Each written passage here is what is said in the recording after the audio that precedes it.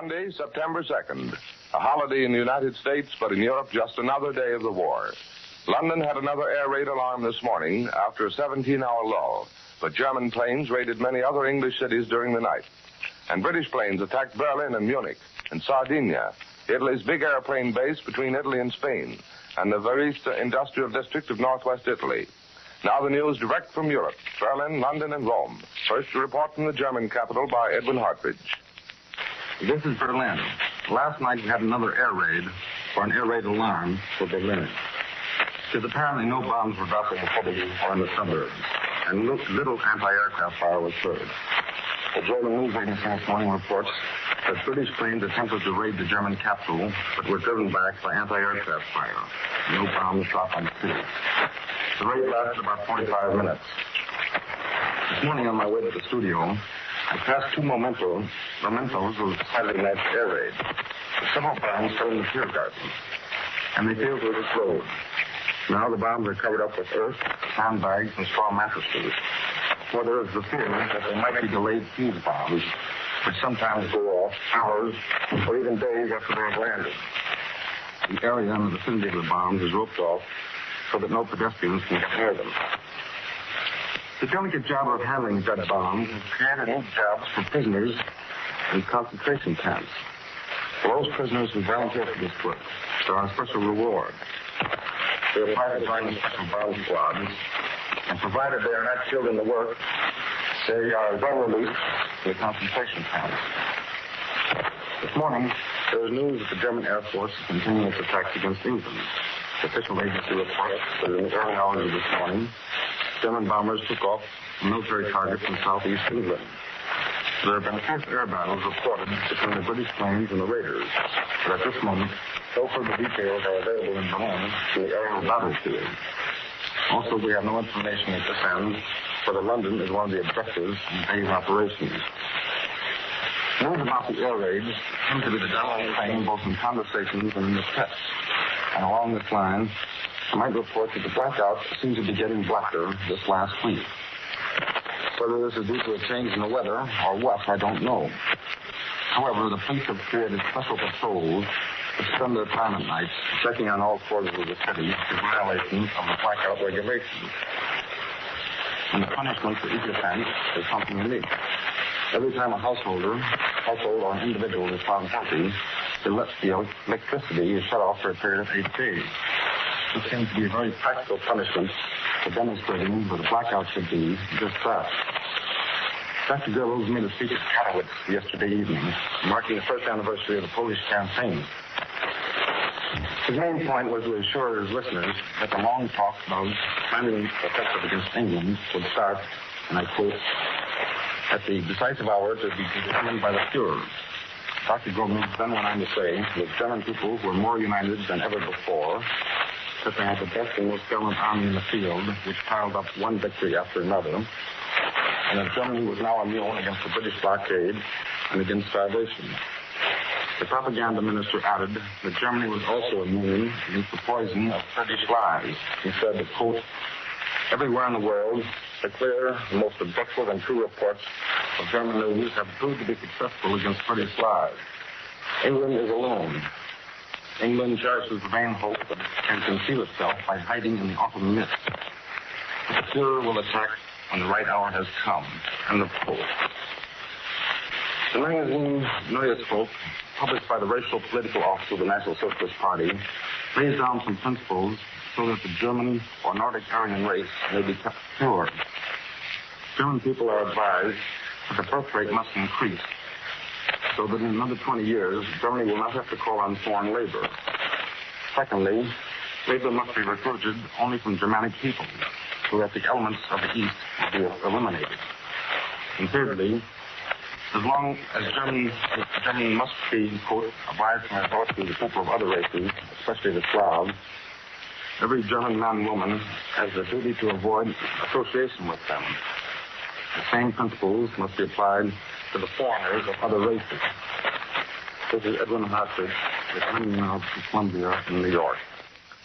This is New York. Here's a dispatch from Vichy, France. Reports described as authoritative say that British planes today dropped 12 bombs on the center of Chartres. an important German air base in occupied France. The bombs are said to have missed the famous Chartres Cathedral by 400 feet.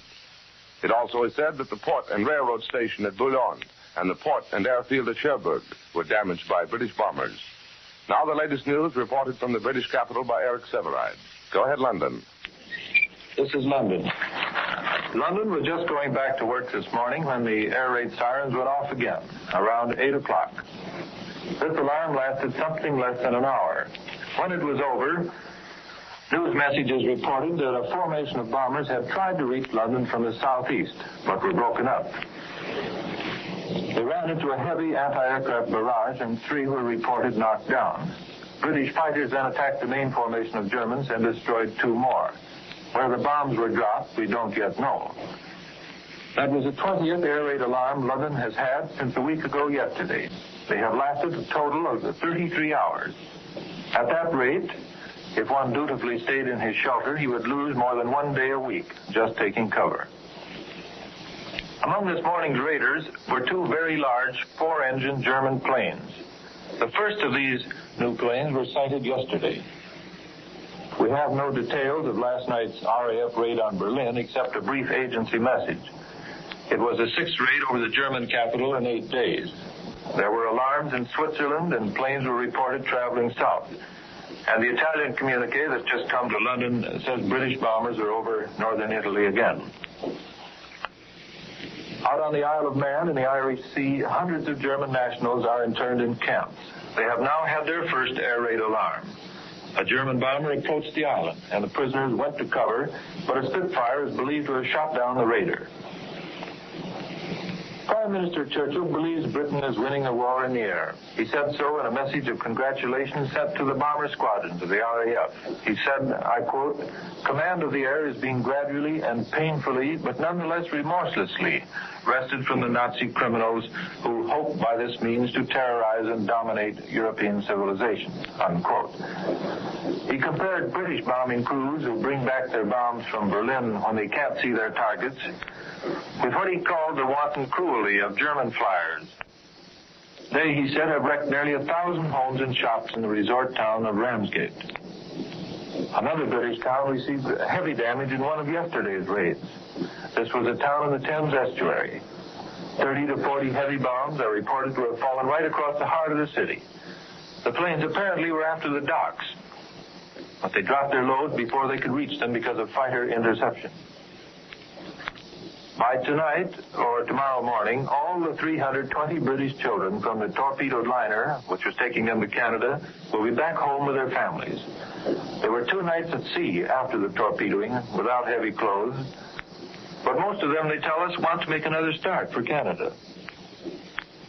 The London press this morning prints the whole story, but there is a noticeable lack of editorial indignation about the affair. I think most British people were not greatly surprised. They've had a feeling that something like this was bound to happen sooner or later. And the story doesn't even make the front pages of the afternoon papers at all. British civilians are developing the same state of mind about German flyers that we saw among the French and Belgians. In northern France, when a man came down in a parachute, the gendarmes had to race the farmers and village women to the victim in order to protect his life. Yesterday, a British crowd in an unpleasant mood closed in on a flyer who had just bailed out. He was saved by a bus driver, and very fortunately, because he turned out to be English. War correspondents of London papers in Egypt report this morning that the British and Italian armies on the western desert border are poised for action. They still expect Mussolini to ring up the curtain for a general attack from Libya when the weather turns cool. Intelligence reports of new Italian passport parts and camouflage supply dumps and masked men and guns in remote ravines are coming into the British command every day. While more areas of French Central Africa are coming over to General de Gaulle, we're getting reports of additional French flyers joining the British. They come from the French Moroccan Air Force. Spanish reports say 19 French warplanes have flown into Gibraltar from North Africa in the last month. 4 French bombers and a fighter landed yesterday at the Rock, and 2 seaplanes the day before. This is London. I return you to CBS New York. This is New York, and here's the latest news from the Balkans. Bucharest reports say that police have been ordered to take stern measures against street demonstrators after a warning by Germany and Italy that the angry demonstrations protesting the transfer of Transylvanian territory from Romania to Hungary must be stopped. Now the latest news from the Italian capital, reported by Cecil Brown. Go ahead, Rome. This is Rome. British planes last night raided northern Italy and the island of Sardinia. The Italian High Command announced that the raiders dropped numerous bombs at random in the country areas of Sardinia. The communique reports that 3 of these British bombers were shot down by anti-aircraft fire. There were no casualties, says the bulletin, and no material damage. Other British bombers, coming from the direction of Switzerland, raided Piedmont and Lombardy. The High Command says they were met with the prompt intervention of anti-aircraft batteries and crisis fighter planes.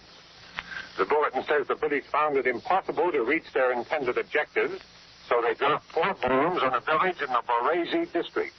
There were no casualties and no appreciable damage to buildings. 2 Italian reconnaissance planes have not returned to their bases. The communique reports that in a British raid over Tobruk in Libya, which we announced yesterday, a field hospital was hit by British bombs. One of the patients was seriously wounded. Anti-aircraft guns of the Royal Italian Navy brought down one of the British raiders over Tobruk. Royal Air Force planes also struck at Italian bases in East Africa. In an attack on the island of Harmil in the Red Sea and 80 miles from Massawa, one of the British planes was shot down. Its crew of 3 was taken prisoner. And still another British plane was reported shot down during a raid on Assad in Eritrea. The communique adds that there was slight material damage and 8 wounded, including Italians and natives. The only Italian offensive action reported today took place in the Anglo-Egyptian Sudan. The High Command says that Italian planes have successfully attacked an enemy troop encampment with shrapnel bombs and machine gun fire. The encampment is south of Murmur, beyond Kasala. Kasala, you recall, is now an Italian outpost 18 miles from the border of Ethiopia. And you may recall a few days ago, the Italians repulsed a British attack on Eritrea at the wells of Adar. At the time, they reported 10 Australians left dead on the field. Well, today, this figure was placed at 22 dead. In addition, an armored car was captured. The box score in the operations today shows 6 British planes shot down, 2 Italian machines missing. We have no reports in the papers here of disturbances in Romania against giving up Transylvania. The Rome newspaper Messaggero gives a hint that there may have been some trouble. The paper quotes the Romanian Minister of the Interior as saying that a few demonstrations of a political character had been allowed, but they were now forbidden. On the other hand, the Romanian newspapers are quoted here as saying that the force of circumstances was stronger than the Romanian wishes about Transylvania. The impression here in Rome is that whatever the attitude of the Romanian people may be at the moment, the arbitration is an accomplished fact. In other words, Romania has been partitioned and she will remain partitioned. The Popolo di Roma reports today that the whereabouts of King George is a mystery. It carries a story from Bern, Switzerland to that effect. The Messaggero prints exactly the same story, word for word, but its story comes under a dateline of San Sebastian, Spain. The Messaggero headline puts it this way: the British capital is too dangerous for the nerves of King George. Mussolini's newspaper, the Popolo d'Italia, is renewing its campaign to keep jazz out of Italy. The paper says it is absolutely extraneous to the spirit and good taste of fascism. Moreover, it's pointed out that jazz is imported from the United States and Great Britain. The paper indicates that should be reason enough to bar such music. Let there be no more imitation of jazz, the paper adds. Let Italians dance to traditional Italian music. So if the Duce's paper has any influence with the authorities, then in this country, swinging jazz will soon be just another victim of the war.